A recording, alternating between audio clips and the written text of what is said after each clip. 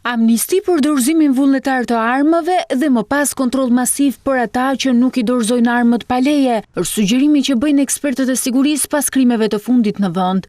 Duhet një zgjidhje. E para duhet të krijohet një mundësi tjetër për një amnisti për armët, e cila është e vonuar, dhe kjo amnisti të shoqërohet ndoshta edhe me një shpërblim financiar për gjithë ato persona që i mbajnë këto armë në banesat e tyre. Fatjan Softa kërkon me forcë që pas fazës së parë të veprojë forca e ligjit pas një dallim.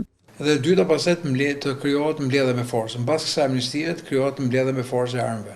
Të gjendet mënyra në zonat me risk, në zonat me precedent, në zonat me probleme, pse jo të mos kërkohet edhe kontrollet e banesave, se në të kundërt ky fenomen do të vazhdojë të jetë i tillë.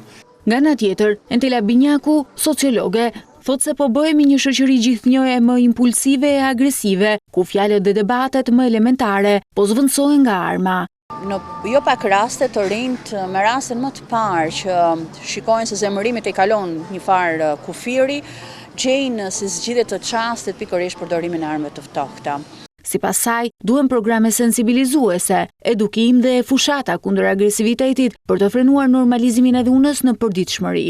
Në vija të përgjithshme, shoqëria e ka kuptuar që ky agresivitet në radhët e të rinjve është gjithmonë në rritje dhe për këtë arsye kërkon veçanërisht heqjen e armëve, mos lejimin e përdorimit të tyre, më shumë fushata për t'i thënë ndalë përdorimit të substancave narkotike, më shumë aspekte që edukojnë shoqërinë në radhë të parë me vlerat e jetës në komunitet. Përplasja me armë në Durrës pas një konflikti për ekspresin e kafes ku vran 2 persona është një tregues i qartë që sherret edhe më banale marrin jetë njerëzish nëse armët pa leje janë në duart e tyre.